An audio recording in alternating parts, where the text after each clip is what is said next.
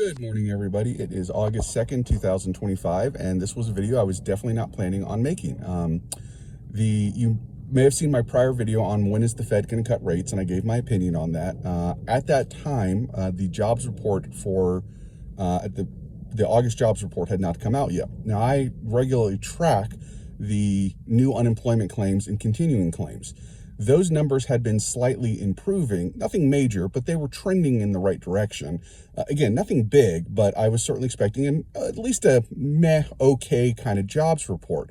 We did not get that. The expectation was 147,000 jobs added. It showed 73,000 jobs added. So it came in less than half of what was expected, that's the first shock. The second shock was the downward revisions.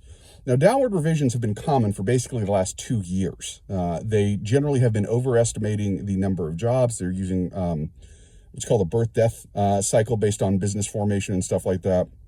And I'm sorry, I should back up. The methodology is they send out a bunch of the BLS sends out a bunch of surveys into households and to businesses, and they take the information they get from that, and then they produce the jobs report. Normally, they only have a very low level of compliance when they come out with the initial number. They then get a bunch of additional surveys back in after that, and then they revise the numbers. The numbers have been consistently being revised down. This was true all through the last year and a half of Biden's time. It has been true so far for Trump's time. So it showed a May downward revision of 125,000 jobs, which is an enormous number. It also revised down the June jobs number as well. It also showed that for the third consecutive month, the manufacturing employment sector has contracted and gotten smaller. Overall, lost over 24,000 jobs, or I think 26,000 jobs the last 3 months, which, remember, Trump's been saying, oh, the tariffs are bringing, millions of manufacturing jobs, and Howard Lutnick saying you and your children and your grandchildren are all going to work in the same job in the same factory for 3 generations. And as it turns out, that American manufacturing jobs are disappearing. So as going back to what I talked about in my prior video about the Fed rate cut, one of the reasons I was very bearish on Fed rate cuts coming this year is because the inflation rate was ticking up, unemployment was overall fairly good, and seemed to be moving slightly in the positive direction. This report is much worse than anything I, or really anybody else that I can tell, expected. I don't think anybody saw this coming. Even the most bearish folks thought we would have better numbers than this. What this means is that the possibility of a Fed rate cut is back on the table this year. I'm not saying it's a done deal, I think far from it, but it's at least possible now. However, that was not how Trump saw things. He freaked out and fired the head of the BLS. So the woman, I'm sorry, her name escapes me right now. I looked at it just before I started the video. But he basically said, she's an Biden appointee. It's rigged. It's fake. These terrible numbers are all lies. So he fired her almost immediately. By the way, it should be noted that Trump's own head of BLS, who he appointed, I believe in 2019, came out within an hour or two of that and said, this is ridiculous. There's no reason to fire her. She did not do anything wrong. So Trump's own guy, who he appointed to the same job during his first term, has stood up for her and said that there is no reason to fire her. Now, here's the real irony of this. Trump has been demanding a Fed rate cut from Jerome Powell basically ever since he came into office. He's been insulting him, attacking him, threatening him, doing anything he can to try to get him to cut the rates.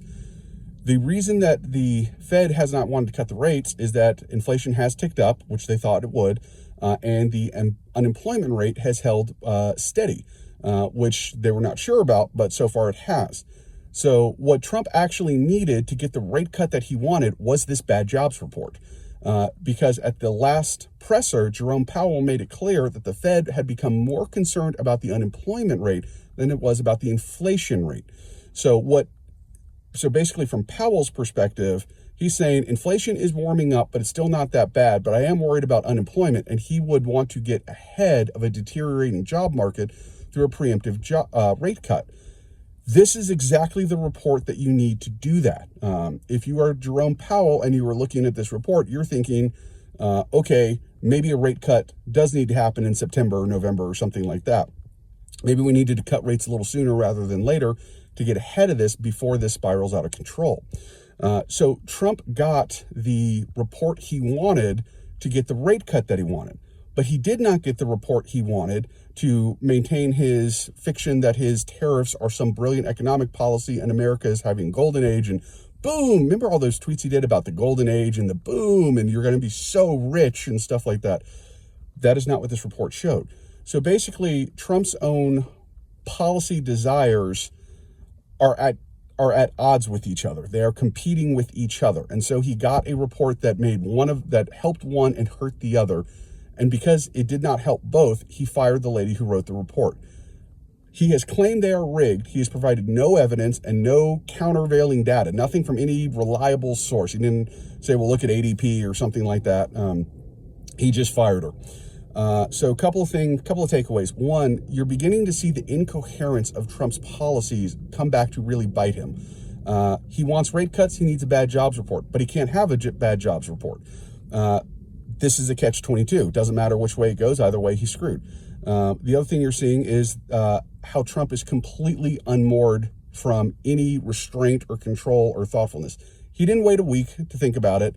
He didn't do an examination of the report. He didn't, hire some experts to come in, study the report, and say, hey, did she do this right or something like that. He just said, I don't like these numbers, you're fired. It was a knee-jerk gut decision, which is a terrible way to run the world's largest economy. That's the other thing we're getting into is just good old-fashioned central planning. Trump is going to say what the economy is going to do, and damn it better do it or somebody's getting fired. That has been tried. That has been tried by countless people. They're pretty much all tyrants. They're all dictators, and they've all failed. They have all tried this idea. Look, I know what's going on. I'm the smart guy in the room, and I'm going to tell this economy what to do, and it's going to do what I say, or else. And they have always ended up in the or else. And the or else gets bad fast. And the longer they keep this up, the worse it gets. So overall, I would say this is a disaster on many levels for Trump.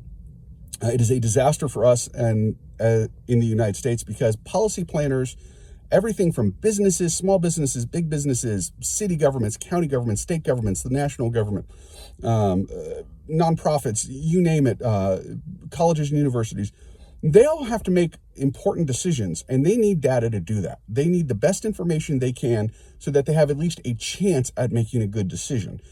If you have bad information or no information, you are throwing darts blind. A huge part of what has made the United States so economically successful for so long is that we've done excellent data collection. This meant if you're running a small business, a big business, whatever, you could go to any one of countless government websites and pick any one of thousands of statistics and get some accurate information so you can make an informed decision. Even with that, it can be very hard to make good decisions.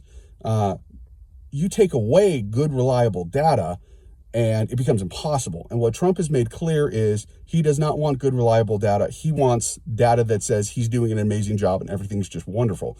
And that's the only data he's going to accept. Whether it's true or not is ultimately irrelevant to him. This is a problem and a big one. So Trump is in a catch-22 because if he, let's assume for the sake of argument, he is right, and this is a fake jobs report, the jobs numbers are really excellent, then there's absolutely no reason to cut rates. On the other hand, let's assume he's wrong and this jobs report is reasonably good. Then at that point, in terms of quality, what that means is that the unemployment situation is deteriorating much faster than me and pretty much everybody else thought. There's certainly some people who thought things were worse than I did, and it turns out they were closer to the truth than I was. So I definitely got this one wrong. Let me be clear on that. My last video I did just a few days ago when I said, I don't see a rate cut coming this year, that is no longer accurate. There is absolutely the possibility of a rate cut this year at this time. So I'm eating some crow right now. So all that being said, it is a rainy, chilly morning here in North Carolina. I'm supposed to go do a race, and I'm hoping the trail is not underwater. So I hope you all have a good weekend, and I will talk to you later. Bye-bye.